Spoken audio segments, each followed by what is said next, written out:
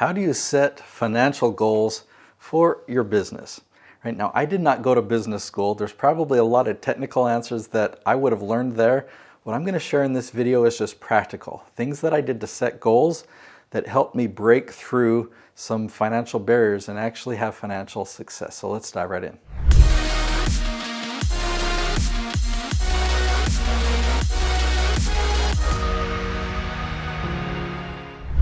There are a lot of goal setting systems out there. You've probably heard of setting SMART goals, and all these things are great and they're helpful. By the end of this short video, I expect you to have a paradigm shift about goals in a way that will help you to actually accomplish more in your business.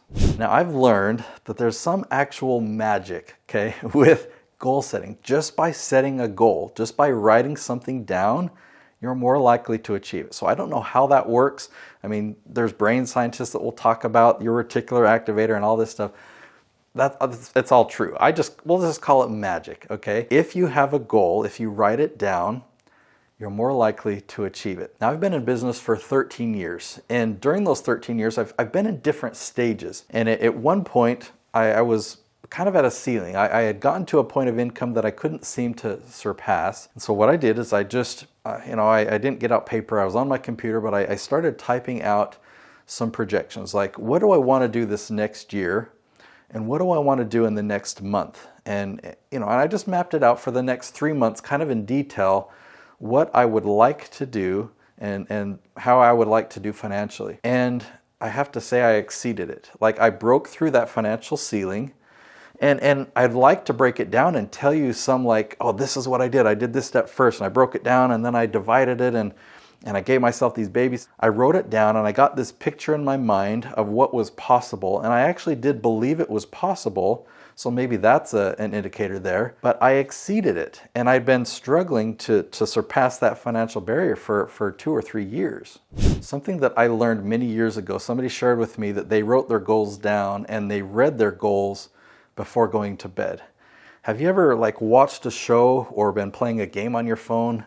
I do that sometimes and I shouldn't. Because if I watch a show, like an intense, I like secret agent shows, or if I'm playing a game on my phone and then I fall asleep, that's what I dream about. I wake up the next morning sometimes and I'm still in the secret agent mode, running from the bad guys or chasing the bad guys. I've learned that the same thing happens when my business. If the last thing that I'm thinking about is my goals or something that I'm wanting to work on, I don't know how it does it, but I wake up in the morning and I've got fresh ideas or I've got some things figured out. Something else that I've learned from others about goal setting that when I applied it, it actually works. Instead of thinking, well, I don't think I can do that, or how would that even be possible, kind of with a skepticism. But if you're thinking about it, asking that question from a place of possibility, okay, well, if I were to accomplish that, how could it be done? What would be possible? I actually did this a couple weeks ago. I got out my big old flip chart and I just started writing down numbers. It's not anything that I was going to show, so I wasn't worried about the handwriting being pretty or anything. But I wrote down this big number, this big financial goal that I had, and thinking about it, it's like, I don't know that I'll be able to do that. But I just thought, okay, if I were to do that, what would that look like? How would that break down? What would I need to do each month? And as I mapped it out and did the math and kind of just pondered on it for a minute, it seems a lot more realistic to me. I actually have a plan, and it caused me to ask myself other questions. Okay, well, if that's what I need to do, then how would I do that? What type of marketing would I need to do? How many clients would I need to talk to? And now that's my goal. That's actually my plan that I've mapped out for this next year. Now, I mentioned the benefit of setting goals. It makes it more likely that you'll achieve them.